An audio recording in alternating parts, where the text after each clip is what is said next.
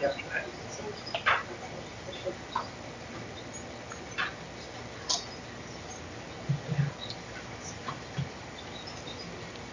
Sorry, I'm actually just going to make it smaller right now. Because I have arthritis lately. Yeah. Okay. Thank you. Realized she looks a little bored, not super interested.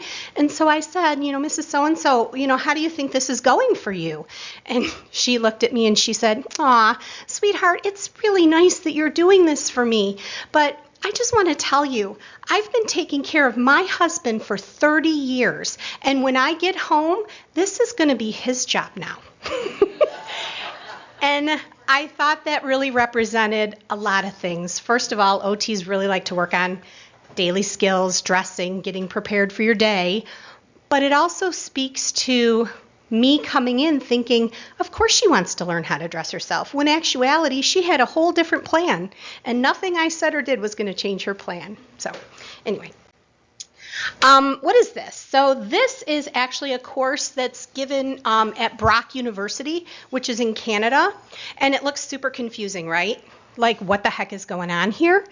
So one of the things that I think you should know is that disability etiquette and learning how to manage and talk to people with a disability is actually an entire course at some university, and we're squeezing it into 1 hour.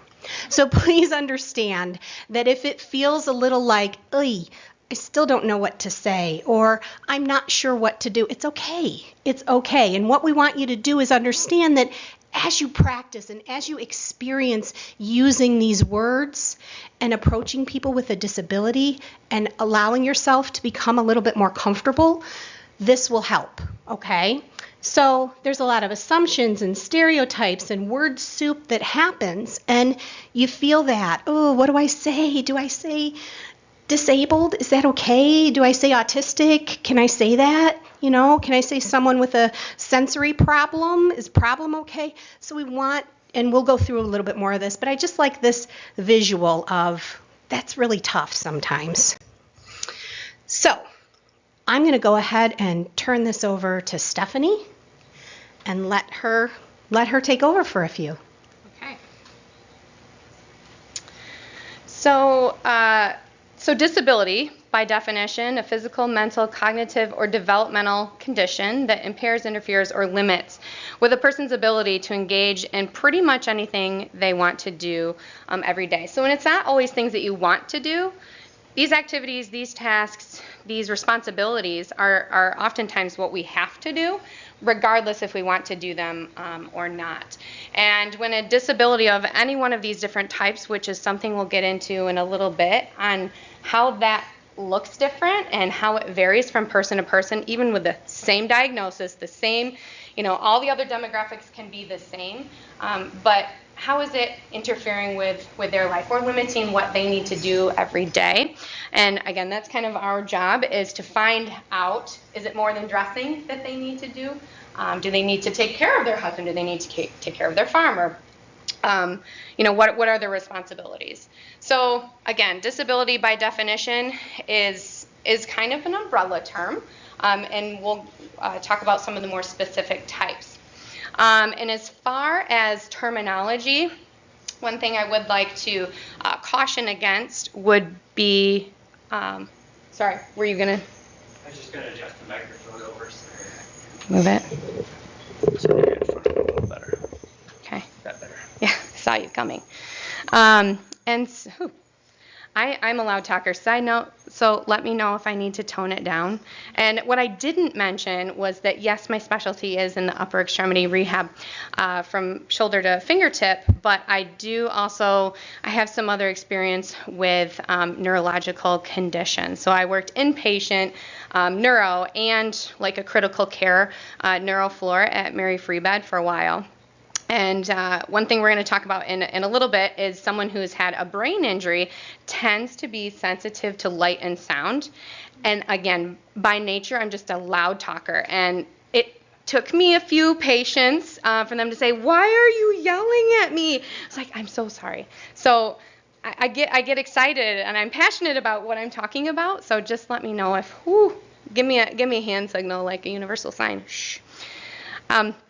So with disability, so I caution you against using terms like a disorder, impairment, something abnormal versus normal, and that's a common one too. Special, or someone who might be suffering from a diagnosis or a dysfunction. Now, those aren't necessarily incorrect terms. They can be valid, but oftentimes you need to know a little bit more about the person, the context, the condition itself, to be able to use those labels.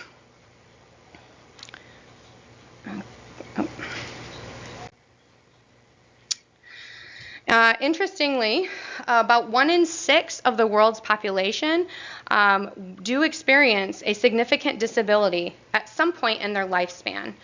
So again, this could be a baby, brand new baby born with a congenital disability, all the way up to, like what we've talked about, some other environmental or contextual injuries that can occur throughout the lifespan.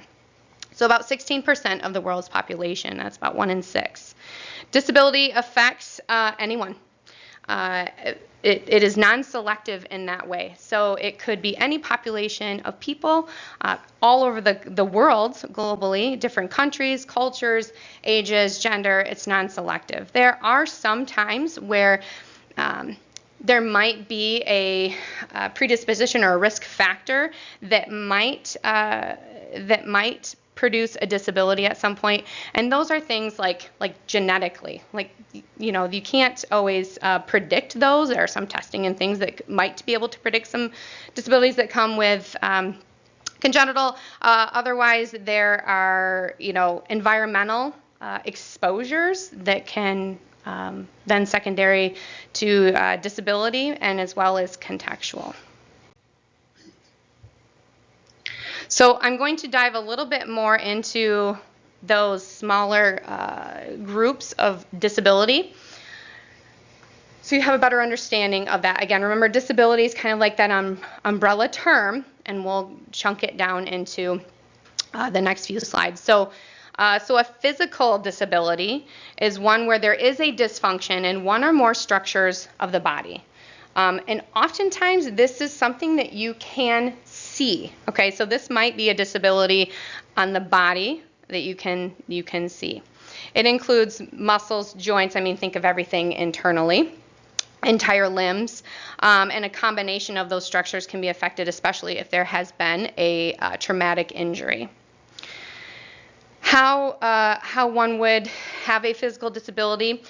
Sometimes it is acquired, again, through a traumatic injury or disease.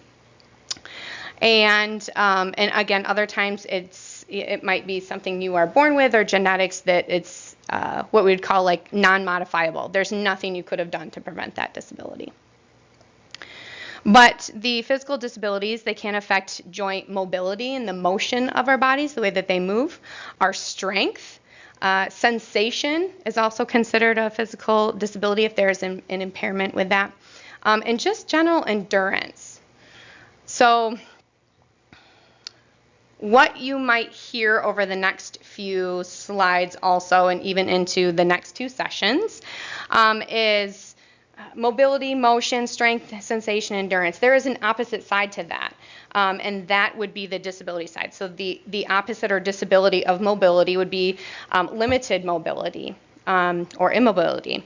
The opposite or disability of strength would be weakness, and sensation would be an impairment. Endurance is fatigue, right? We can fatigue if we don't have that activity tolerance or endurance. Just a list of examples. Some of these we will be talking about today, but we wanted to be very careful not to overload you and have you remember all of these. So we picked some very common diagnoses that you might come across if you venture down this journey further with agricultural disability and rehabilitation.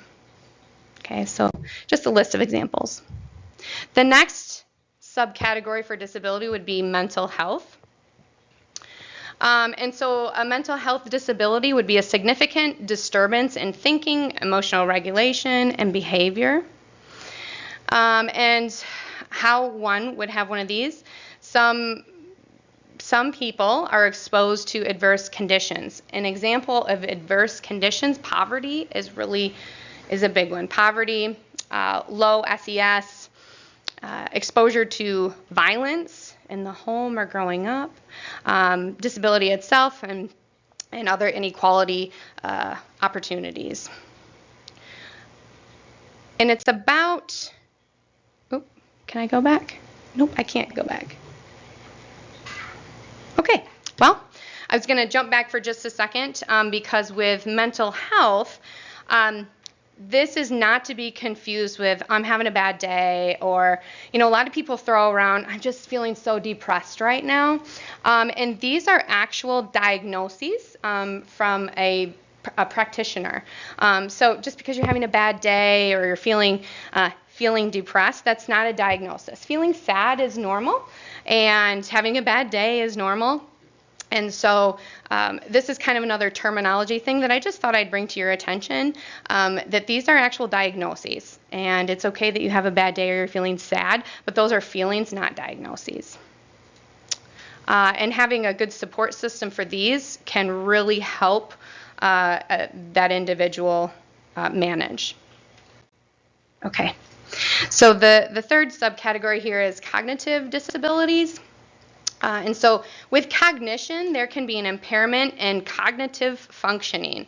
So basically think brain. What does our brain do for us? It's the central warehouse for every decision that we need to make. And so think of processing and planning and execution of things that you want to do, have to do.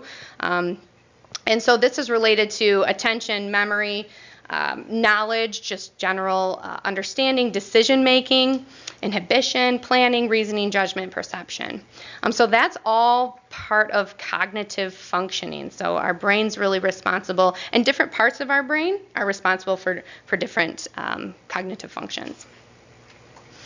If there's a disability with cognition, it can again be due to genetics, prenatal complications. So again, a lot of that's exposure. Sometimes it's malnutrition, and other environmental exposures, trauma, substance abuse, all of those.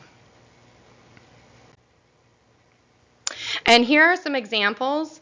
Parkinson's, Alzheimer's, those are obviously not prenatal, but can occur at any point in the lifespan, as can a lot of these other cognitive disabilities. There is also age-related cognitive decline. And so, I forgot where I left my keys, or you feel like, did I already tell you this story kind of a thing? I get that. So we all get that. So there is age-related cognitive decline, a little bit different than some of these other cognitive disability diagnoses. And I believe, yes, Kim is hitting on a couple of these, and I am as well. So, and then developmental disabilities. These are chronic conditions that impair learning, can impair language, behavior, and other physical body movements or body parts. It can occur at any point during, it occurs at any point during development. So this can, again, be as early as the prenatal time. And sometimes it's not detected until adulthood. So even if it occurred during pregnancy, it may not be detected until later in life.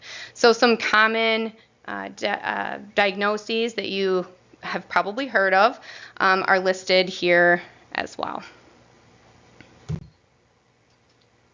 Okay, so now after giving that, if you imagine an umbrella and disabilities at the top, and then all the little, I guess I don't know the terms of an umbrella actually, but flow chart is what I'm getting at. So all these subcategories, what we've talked about, one single subcategory, one diagnosis can affect so many different areas of your life. So I wanted to ask you, how many hats do you wear? And I should have put up an image here of a bunch of hats stacked on top of them, because what those are different roles in your life. So for example, I am a mom, a wife, an OT, a driver, a pet owner, a Christian, a sister, a daughter, the list kind of goes on, a housekeeper, a chef, all these things that I have to do, all these roles that I have to participate in every day. And so I want you to take just a second and think, how many do you think, how many roles, how many hats do you actually think that you wear? And I guarantee and challenge you later, it's more than what you realize. And so how could disability impact each one of those? As I kind of mentioned before, these daily tasks or activities are not always what we want to do, but a lot of times what we need to do or have to do for a living or for someone else. And so disability can still impact all of those, even if it's not what we need or have to do. It's non-selective in that way, and disability can affect that activity regardless. So who else is impacted by disability? Think about that for a second. Is it just one person? Is it just that individual? Or if you are a part of a system, a support system, a family, think about all your roles again. Well, if I go back to being a mom, those are my primary right now. I have 3 young children. So a mom, a wife, a dog owner. And is disability, could it just affect just me? Or could it also affect my unit? Someone who has a disability, again, it ranges, but depending on where they're at on that spectrum, if there's a time where there's more that they can't do, that means it's more that someone else has to do, right? So support system is really important, and not everyone has a support system or is great of a support system. But just knowing that it's critical. Family and friends can also be considered or friends can also be coworkers, can also be considered a part of that support system. So, all right, any questions so far? Okay, we got you guys. All right, Kim.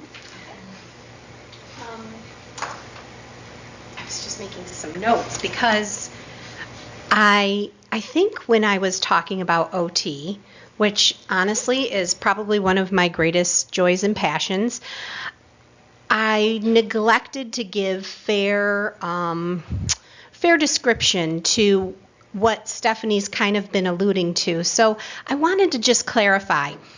We really look at daily tasks in 3 areas. And this really helps OTs, and I think it really helps the process of what you're going to be going through tomorrow with Ned as we go out to the farm. And we really look at what 3 areas. We look at someone's work, someone's play, and their activities of daily living. And I had that on a slide, but I don't think I stressed that. So I'm going to talk just really briefly about these because I feel like I did a little disservice when I was nervous. Not that I'm not still, but now you all look friendly to me. So someone's work. When you're on a farm, that's pretty obvious, right? Like their work is very obvious. They are getting up early and they're tending to their farm. And it incorporates a variety of activities that all of you probably know way better than me. But the work that is impacted when you have a disability is what we're going to be focusing on. How is that disability impairing your ability to do your work? But we can't look at that in isolation. We have to understand that in order to do the work, what does that farmer or individual have to do just to get out the door? So let's take somebody, we mentioned stroke, so let's take somebody who had a stroke, right? So one half of their body isn't working like it did. It might mean they can still walk and they can still feed themselves and they can still get around, but maybe their balance is off and maybe they can't reach their mouth or their hair like they used to. So before this farmer even gets out the door, he has to get out of bed, right?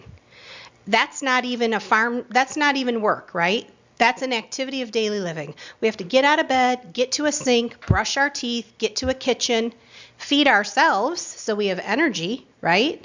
Before we have even stepped onto our farm. So the impact of disability, when we look at it across the span of someone's day, we really can't look at it, or us as therapists try not to, especially us OTs who love these three categories. We really want you to kind of begin to think about what that might mean. That farmer, that person could be exhausted by the time they step foot out the door. And so how do we help them? How do we help them do what's meaningful? Because if I just taught that person with the stroke earlier to dress herself, but it took 2 hours and she's now exhausted and needs a nap, is that value added?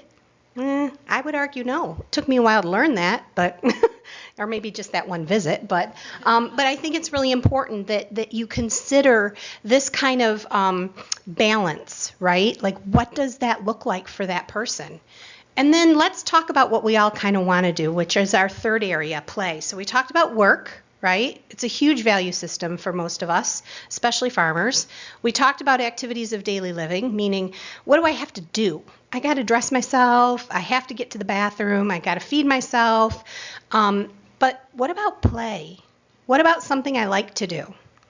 And if we're doing those other two things and we never get to enjoy something, we have to understand that that's going to affect somebody's mental health, right? We talked about mental health. So I think now that we laid a little bit more foundation when we look at what OTs do specifically and why we can be a value-added member of this team and an assessment, that's really our niche.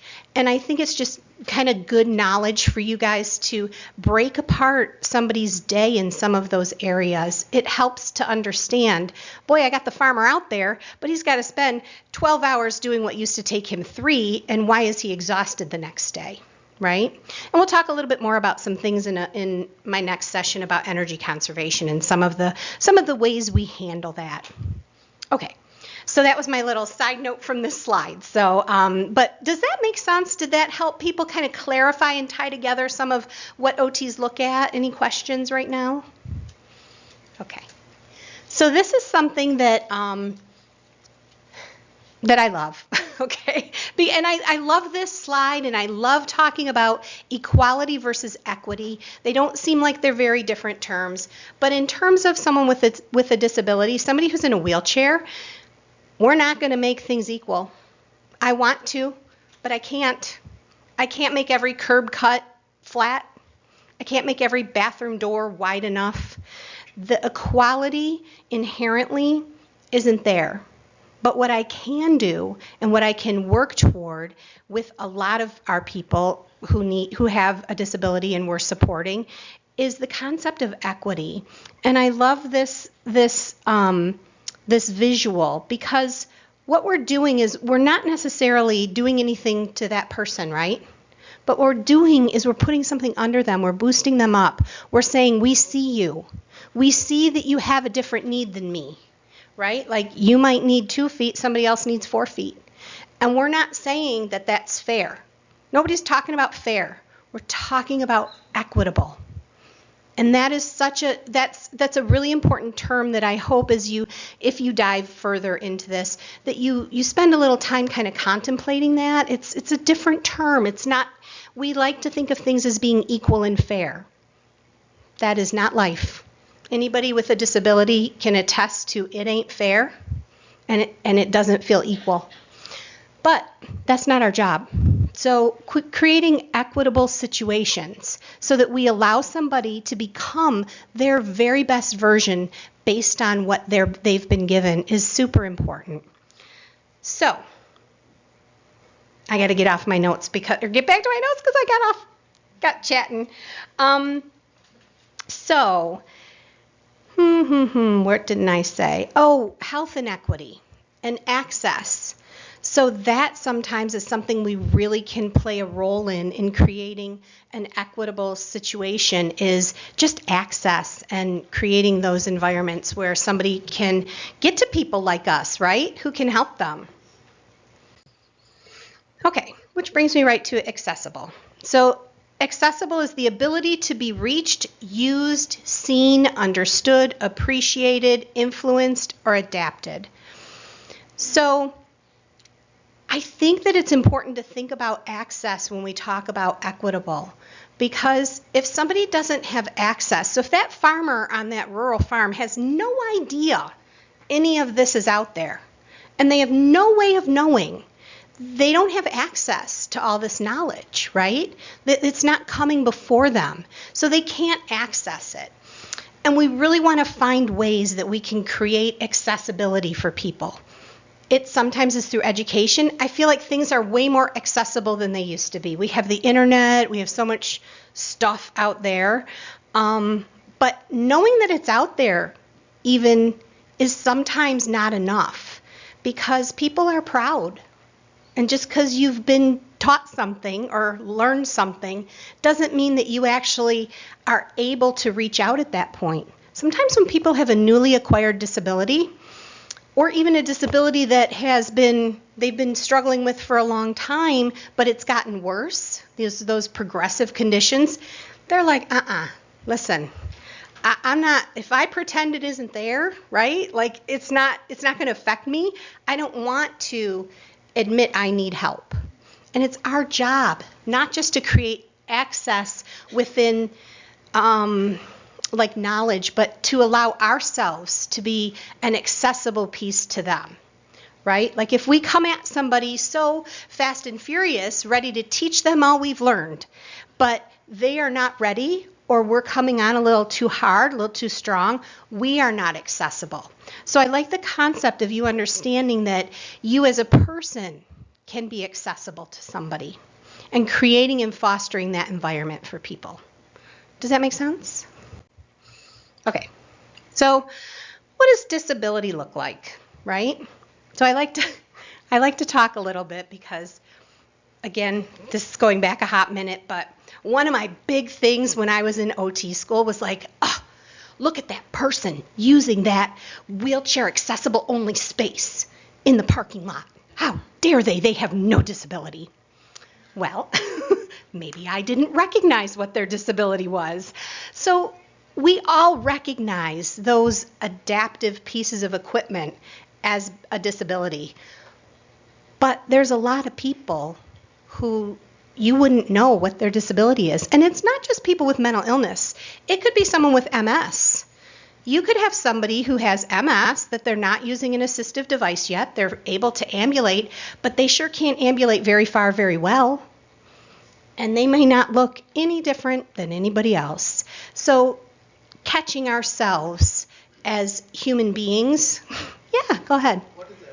I'm sorry. MS is a neurological condition we're going to talk about in a little bit. It's multiple sclerosis. So people with MS have a progressive condition. It can start out with almost no symptoms and then get quite a bit worse. It's fairly common, and we'll talk a bit more about it. So thank you. I'm sorry. Yeah. Talk about the word ambulate. Ambulate, yes. Am I throwing terms out? Thank you.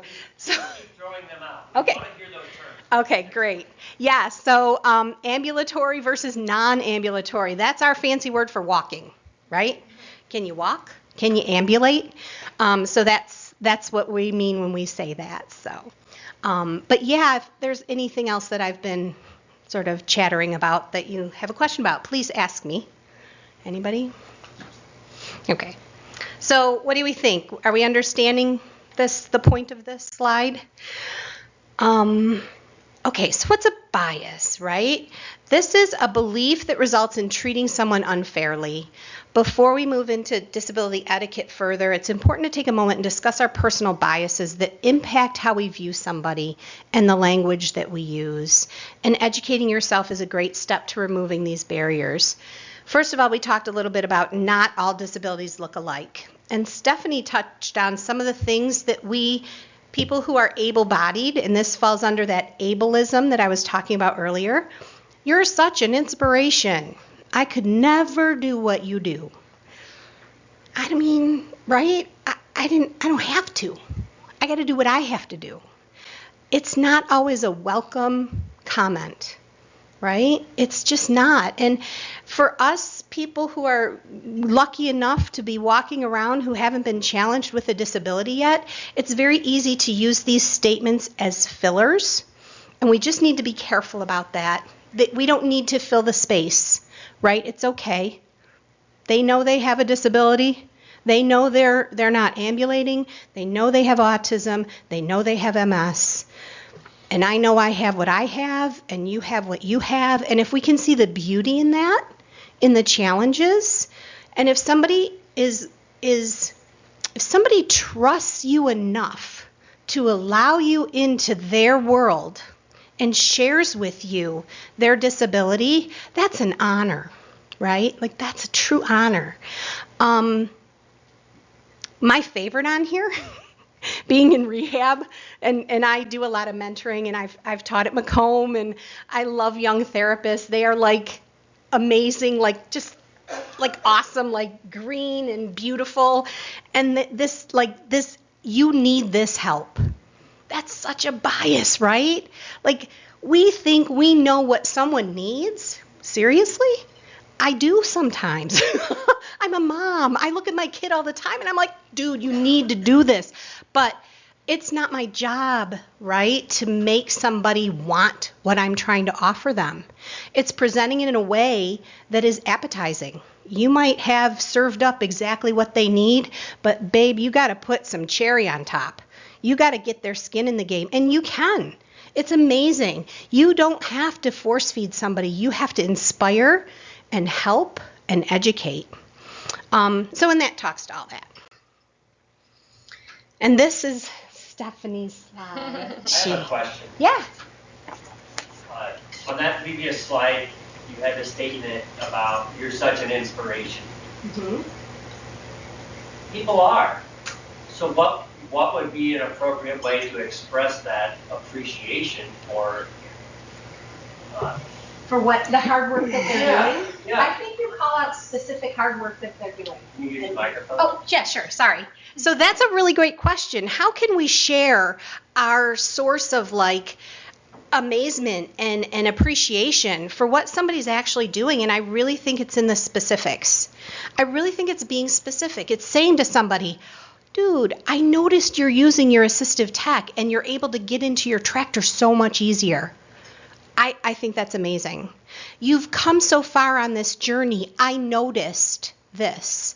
And your words are conveying the inspiration that they are. And maybe you have that relationship. And we'll talk more about that. When you have a relationship with somebody, that changes the game a little bit, right? Like, then you're able and they're accepting, and you can start to use some of those terms. But we like people to be a little bit careful about those broad, global sort of like, oh, you're so inspiring, just by living.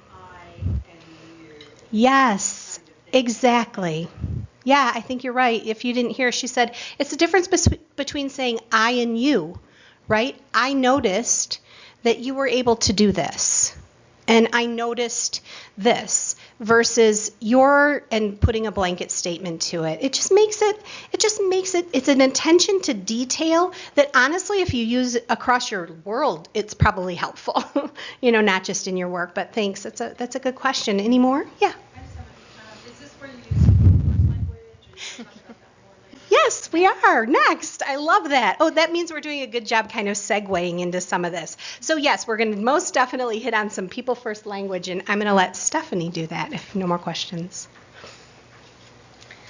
Ned, that was a great question to segue into this side specifically, because one of the very basic ways that you can treat someone, talk to someone, talk about someone who may have a disability, the basic etiquette is to treat them with respect, as you would treat anyone else with respect, right? So strip down what you may know if they have a disability. Again, some of these are not obvious, and if they haven't shared that with you, then you won't know. Right? So there's a difference between someone with a known disability and someone without a known disability.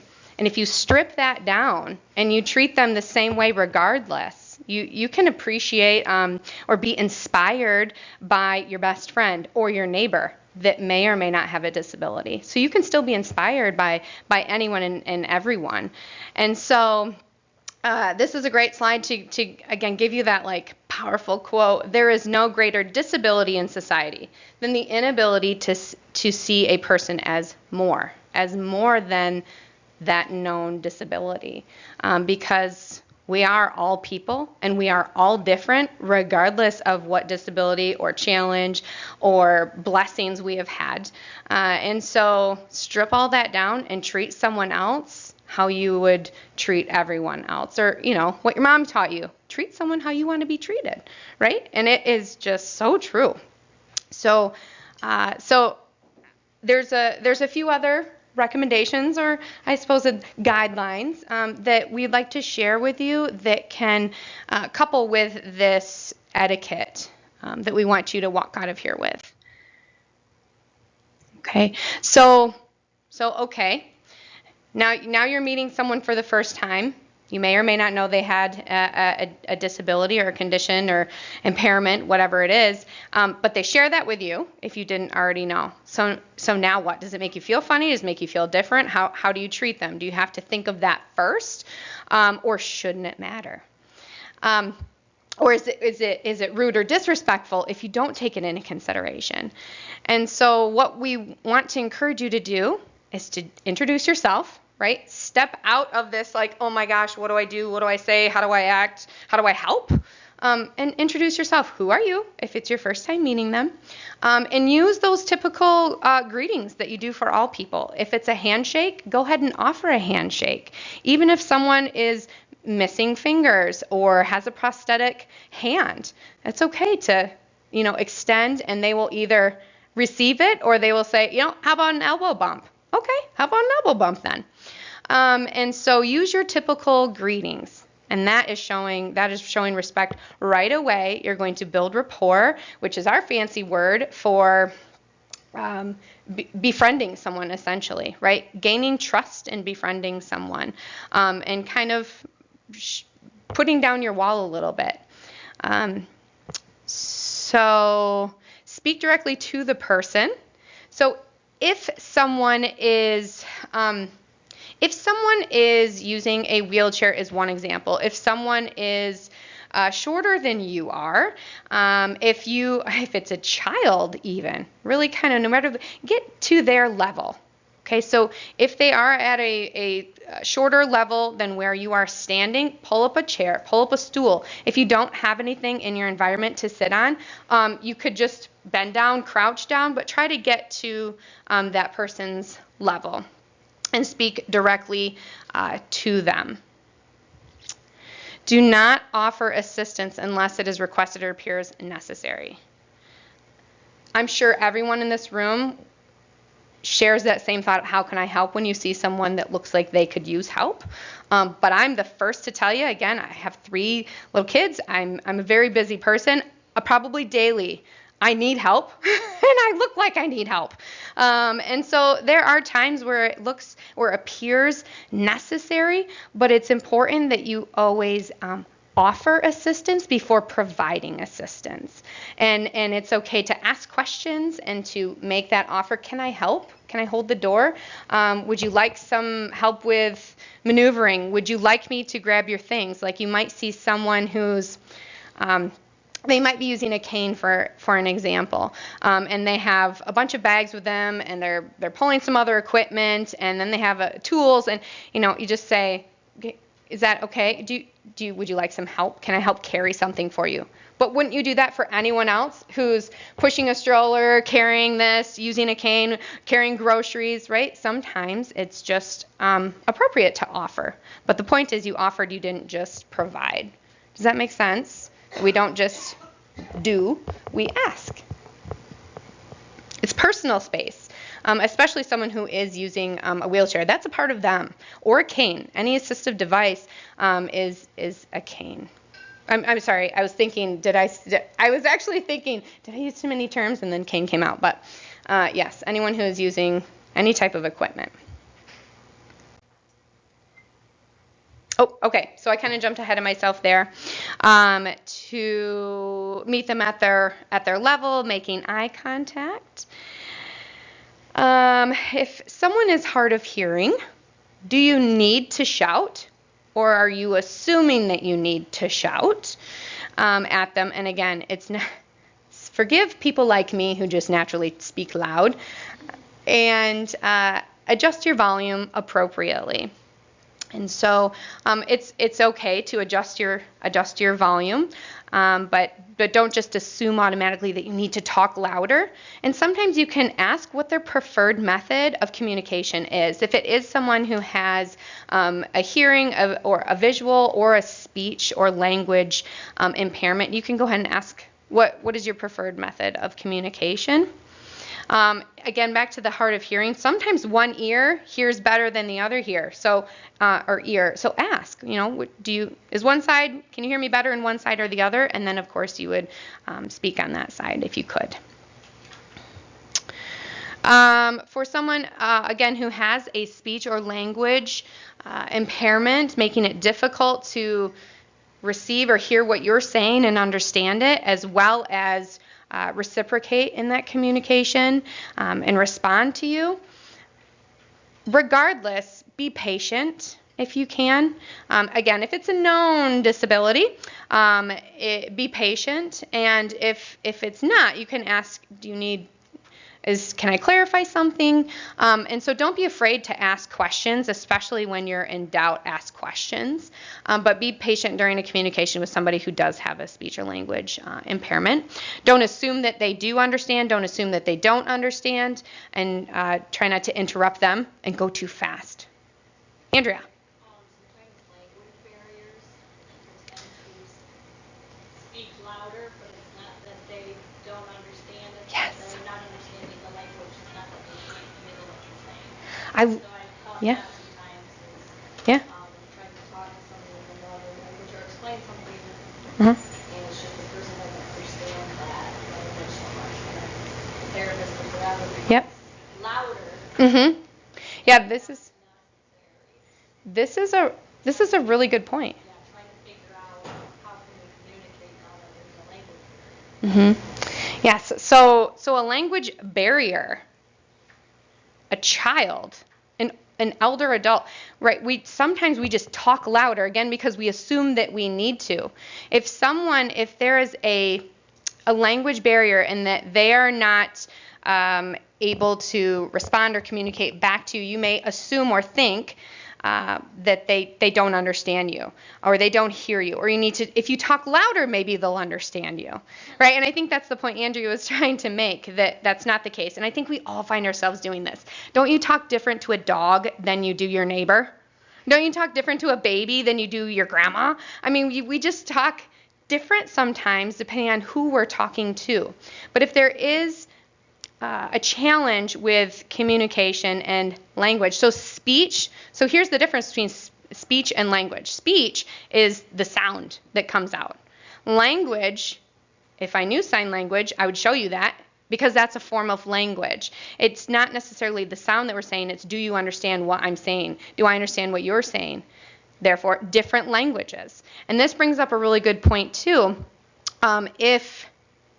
If you are speaking to someone and they are accompanied by someone else, and they do have a disability or there's a language barrier, please do not talk to the other person instead of them. Okay, so still talk to that person. And I kind of go back to clinically, I would see a lot of patients and across the board, but I would see a lot of patients who did speak a different language, and English was not their primary language. They would come with an interpreter. And so sometimes on farms as well, the farmers, the workers, English may not be their first language, and they may need a translation. Again, this could also be someone who's blind, who's deaf. They need that translation. You're still going to talk to that person, to that individual, the same as if you would, they spoke English as their primary language. So again, don't talk to the person that's with them, if that makes sense, hopefully. Any other questions? Yes? In addition to that, Yeah. talking with them as a caregiver or somebody else, Yep. it may be important to speak to that caregiver, but if you can ask the individual for permission to do that, Yes. it's another way of being respectful. Yes. Yes. Is it Pauline? Paul? Yes. Colleen, thank you. You have all these great ideas. And thank you for adding that. Absolutely. Is it wrong to speak to a caregiver or someone who's accompanying them? It's not wrong. But first, you should try to talk to that individual. From firsthand experience, I can tell you that a lot of times the caregivers chime in, and you have to actually tone them down to get the information from the client or the patient. And so, but you're right, is that they can have added information that's quite helpful, especially for what we do as occupational therapists, and getting that really comprehensive view of what they do from the moment their eyes open to the moment they go to sleep at night. And so they have something to add oftentimes as family and caregiver. Thank you. So, person first language. Who asked about that? Okay, thank you. Yes. So person first language is a concept where if someone has a disability, that you put the person first and then add the disability if it was describing something about them. And there's two things here. There's person first language, but there's also identity first language. And there are some groups of people, some populations, who actually prefer the identity first language, and I'll talk about that in a minute. But when we use person first language, which is a good go-to before assuming that they're part of the population that wants to be identity first. And so with person first language, we put the person before the disability, whether you're talking to them or about them. This also destigmatizes, what you're talking about, what that disability is, and emphasizes that person. Okay, and otherwise, it also promotes inclusion, right? So then they don't feel like they stand alone on their disability, and then who they are doesn't matter, because that's not the case. And so we like to first address someone or talk about someone with that person first. I have some examples on the next slide that I'm going to share with you. So kind of like I said, offer assistance, ask questions. You can also ask what their preference is as far as how they like to be identified or referred to. And so they can tell you and give you that permission if it's person first or identity first, if that's the case. So again, there are some populations that prefer identity first, and mostly this is the deaf community. They prefer the deaf community. And so I am deaf, or she is deaf. My deaf neighbor. Like that's how they liked. That's their preference. So here are some of my examples, and this is again for person first language. So instead of saying the handicapped person or the disabled person, you would say the person with disability. He's mentally retarded. You would say instead, he has a cognitive disability or cognitive diagnosis. This is one that this normal versus abnormal. If you could just kind of like erase it out of your vocabulary. So a normal kid or a healthy kid is, instead of saying that, because we also don't want to say that they're abnormal, right? It just might be a child with or without a disability. So there's that person, the kid, the child, that comes first. And this is an interesting one too. Handicap parking is actually accessible parking. Thinking about accessibility, which again could be an entire workshop too, couldn't it, Kim? And so, so having an accessible resource, an environment, public space, and as a person, which Kim had talked about. So a few other examples on there. Does that make sense for person first language? You're just putting that person first. Is it a neighbor that you're talking about? Is it the new coworker that you're talking about? Is it your friend? Is it a significant other? But you put that first. And then if they have a disability, and that's only if it's applicable. Otherwise, who cares, right? It's not necessary to add that as a label or characteristic. And I try to also teach my children this because they're just coming into the world and learning about disability and what that looks like and all these things. But it's kind of like how you would describe the difference between all three of my kids. You can use other characteristics is another recommendation, right? Instead of, that person with, the lazy eye, the wandering eye, you could say that person with the blue eyes, right? It can just be a characteristic, a different characteristic about them. And it should not be that disability unless it's applicable for work or other, if that makes sense. You may not also know if there is a diagnosed problem or not. Yeah. You have to be careful about throwing Oof. Yeah. Yeah. the appearance of Yes. saying it right. Yeah. Well, it's kind of like when you ask somebody when their baby's due and they're not pregnant, right? It's something you just don't want to live in that moment. So, yeah. So something factual like they have blue eyes or, glasses or, the person in the black shirt or black sweater. So there are other, sometimes it just doesn't matter if they have a disability, what the disability is, what it's called, what the actual diagnosis is. A lot of times it doesn't matter. So. Okay. Well, here we are. I guess that's it. Kim, anything to add or other questions, thoughts on how you would talk to someone, talk about someone, your behavior around someone who may have a disability? And I think that's what our goal was. If you notice in this first session, it was really to introduce who we are and what our lens looks like and our connection to disability. But getting you more comfortable in understanding what disability is, how common it actually is, and how you could, again, interact. Oh, question? Did you have a question? A comment. Yes. I'm not sure if you already went over it and yet glazed over in that moment when you were talking about interaction. Yeah. Did you go over touching like the assistive technology or the person? Come on up. So we can this is introduce Song you. Yi.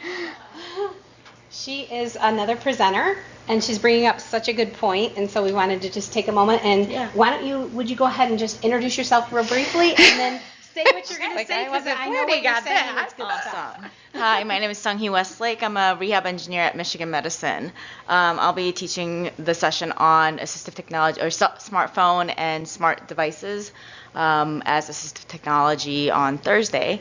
But I was thinking about when you said interaction, how you should gesture if you need to, and I thought about the fact that as you're gesturing, some of my patients, so I see patients on the inpatient side and the outpatient side at Michigan Medicine, and for some of my patients who have visual impairment, when I'm setting things up, I like to show them where it is so that they can, so that I could show them, or not show them, guide their hand or guide what body part that they're going to use to interact with the device. But before I do that, I always make sure I ask them, hey, I'd like to guide your hand to the button or to the screen. Can I grab your hand and guide it to you? Right. And then same thing goes for even if you're not touching the person's body, assistive technology, don't just grab somebody's wheelchair, don't just grab their screen or the joystick that they're using to access a phone or a computer. So any of those things,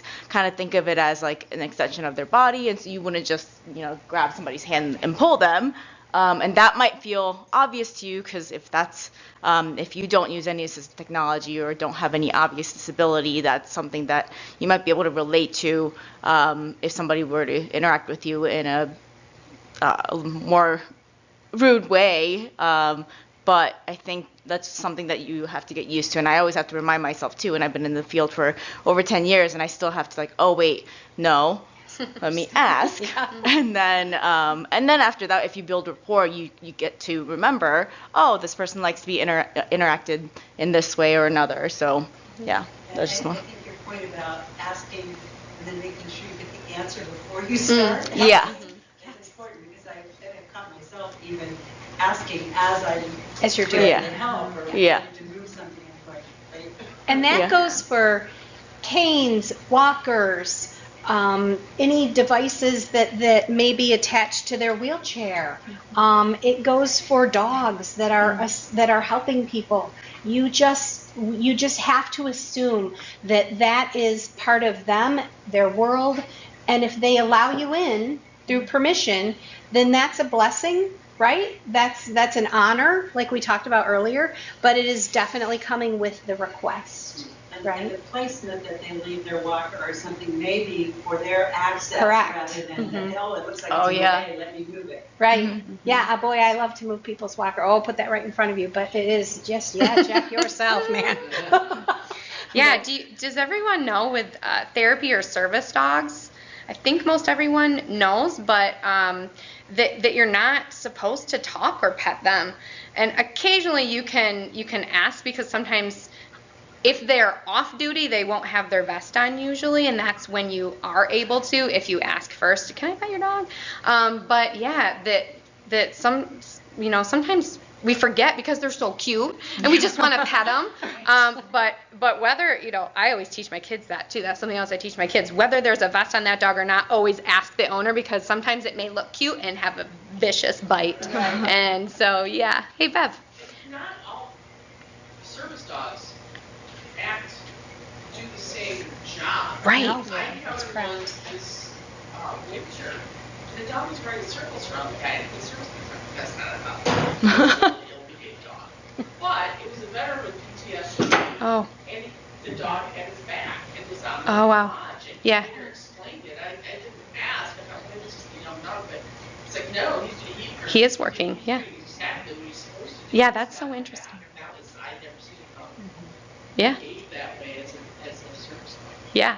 That's interesting. In addition to being the respectful thing to do, it could become risky, in that if you're distracting the dog from what the work that it has to do, then you are putting that person at risk. So in addition to the respect portion and the right thing to do, remember that it could be risky. Yeah.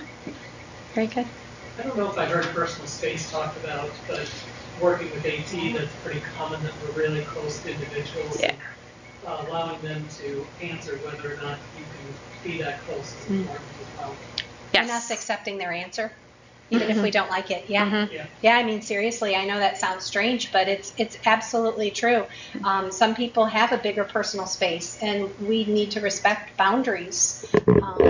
It's really important, and that's a great point. Yeah. So thank you. Anything else? Thank you. Yeah, maybe I didn't understand the last slide.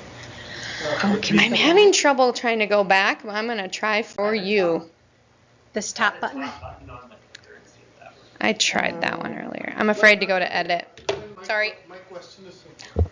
Mm-hmm. Don't say I have a picture here, so I can go through it. Oh, I can also. So the title says, instead of. Oh, the slide. Try Yep. saying this, okay? Now, is it between two individuals that are not talking about a disabled person, or is it I talking to a disabled person? Or what's the idea there? Because it doesn't necessarily jive well. Yeah. If I'm talking to a disabled person, I'm going to call you a person with disability. Right. I shouldn't. If I understand your question is clarifying that slide that says, instead of saying, try saying this instead. And so that's with person first language, and you're right. Most of the time, that's when you're speaking about someone, and it's only when it's necessary. So I'm still trying to figure out, and I would love to meet all of you and hear what your background is and what your experience is like, but I don't know how familiar you are with disability or working with anyone who has disability, or if you have a disability yourself. And so what happens is that when you're talking to someone with a disability, the only time that I can really think of as an example is if you were clarifying what type of assistance do they need, and I would think like kind of in a work setting. In a social personal situation or context, if you're asking questions, that's kind of it's okay to ask questions. You're asking about their disability and some of those specifics. But when you're using person first language, typically you're not talking to that person, you're talking about that person, and you're only bringing in the disability because it's necessary. And So, if it's Oh, I'm Yeah. sorry. I was just, I think I kind of get what you're saying. Like that feels awkward, right? And Stephanie's explaining it really well. I'm sorry to step on you. That's I was just thinking about like, once you know somebody, you just call them their name.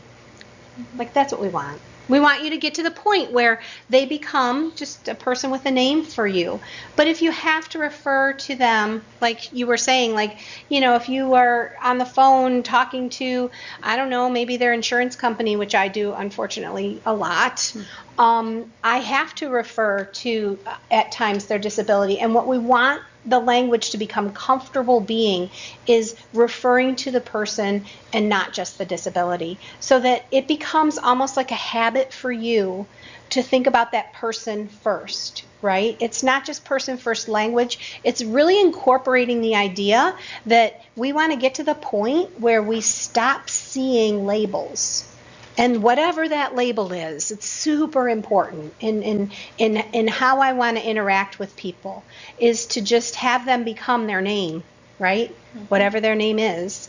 And the label, that label piece, is part of maybe what we have to deal with and interact with, but we need to be cognizant of how we're using it. And that's a really good question. It's really in a third person where you're saying that. You're not saying that to somebody.